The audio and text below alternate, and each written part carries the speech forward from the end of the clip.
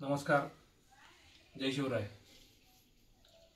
सर्वप्रथम माझ्या सर्व बांधवांची सहकार्यांची माफी मागतो, कारण की मागील हप्त्यामध्ये आपण एक मदत निधी उभा केला होता आणि आता लगेच तुमच्याकडे पुन्हा एकदा मी आवाहन करतोय। त्यामुळे स्वतःलाच कुठेतरी कमीपणा वाटतोय, परंतु कामानिमित्त आज पाटण या ठिकाणी आलो तालुक्याला।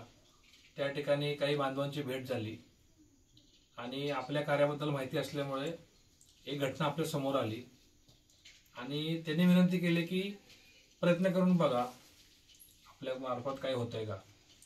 तर हे गोपाळ काळे नावाचे व्यक्ती आहेत, त्यांचं वय आता 32 वर्ष आहे, त्यांच्या मातोश्री आहेत। विषय असा आहे की काही गोष्टी समाजात अशा घडत आहेत की त्याच्यामुळे लोकांना वारंवार त्याच प्रकारचे आजार होत आहेत। मागे आपण 2 महिन्यापूर्वी मालदणीतील एका कुटुंबाला मदत केली, त्यांच्या किडन्या फेल होत्या। त्याच प्रकारची अवस्था ह्या मुलाची आहे, वय वर्ष 32, दोन्ही किडन्या फेल आहेत। दोन्ही किडन्या फेल आहेत। सदर बंधू 2 महिन्याचे असताना त्यांचे वडील वारले आणि मातोश्री आहेत, त्यांना भाऊ नाही। हे आई अंगणवाडीमध्ये जेवण बनवण्याचं काम करतात, म्हणजे 1000 ते 1500 रुपये महिन्याला मानधन असेल, त्यातून व इतर छोटी मोठे कामे करून कुटुंबाचा उदरनिर्वाह चालतो। अशा वेळेस ह्या व्यक्तीला दर महिन्याला डायलिसिस करावे लागते, म्हणजे शरीरामध्ये रक्त चढवावे लागते। किती वेळा महिन्यातून? आठवड्यातून 2दा कराडला। आठवड्यातून 2दा कराड या ठिकाणी जाऊन कृष्ण हॉस्पिटलमध्ये त्यांना रक्त चढवावं लागतं।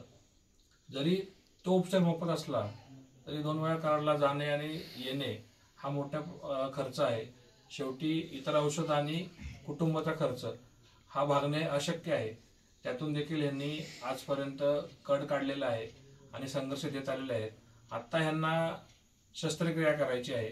ह्या माऊलींची किडनी म्हणजे प्रत्येक ठिकाणी आपण बघत आलेलो आहे की आई आपल्या मुलासाठी आपल्या कुटुंबासाठी काहीही करू शकते। त्याचं पुन्हा एकदा एक मूर्तिमंत उदाहरण आहे, ह्या माऊलींची किडनी आपल्या मुलाला हे देणार आहे, म्हणजे माऊली कायमस्वरूपी ह्या लेकराच्या आयुष्यामध्ये जिवंत राहणार आहे।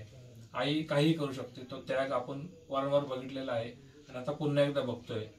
तर आपण आत्ताच मदत उभी केली असताना पुन्हा एकदा मी तुमच्याकडे विनवणी करतोय की पुन्हा एकदा आपण या कुटुंबाला साथ द्या आणि ज्यांनी ह्या मराठवाडा पूरग्रस्त निधीमध्ये सहकार्य केलेलं नव्हतं किंवा ज्यांना सहकार्य करायचं होतं परंतु वेळ मिळाला नाही किंवा त्यांच्यापर्यंत आपला संदेश उशिरा पोहोचला, त्या लोकांना विनंती आहे की तुम्ही ती जी दवडलेली संधी आहे ती या ठिकाणी भरून काढा आणि या कुटुंबाला, या माऊलीच्या लेकराला एक नवीन आयुष्य देण्यासाठी हातभार लावावा। आपल्या हातामध्ये प्रयत्न करणे एवढंच आहे, बाकीचा निकाल हा डॉक्टरांच्या हातामध्ये, देवाच्या हातामध्ये असतो। परंतु आपण सर्व ठिकाणी प्रामाणिकपणे प्रयत्न करत आलेलो आहे आणि बऱ्यापैकी आपल्याला यश मिळालेलं आहे। या ठिकाणी देखील आपण पुन्हा एकदा विनंती करतो की आपल्या भावासाठी, या माऊलीसाठी आपण सर्वांनी सहकार्य करायचं आहे, फुलना फुलाची पाकळून मदत करायची आहे। नेहमीप्रमाणे थेट या व्यक्तीचा QR कोड, येथील गावकऱ्यांनी ह्या व्यक्तीचं खातं होतं, त्या ठिकाणी त्याला ऑनलाईन बँकिंग चालू करून त्यांचा QR कोड तयार केलेला आहे। मग त्या गावकऱ्यांच्या जे गावकऱ्यांनी कार्य उभं केलंय त्या कार्यामध्ये आपण हातभार लावून त्यांना आपल्याला मदत करायची आहे। जवळपास 6 लाख रुपयांना खर्च आहे। फुलना फुलाची पाकळून आपण सर्वांनी या ठिकाणी सहकार्य करावं अशी विनंती करतो। यांचा मोबाईल नंबर, यांचा पत्ता, यांचा QR कोड हे सर्व मी आपणापर्यंत पोहोचवणार आहे।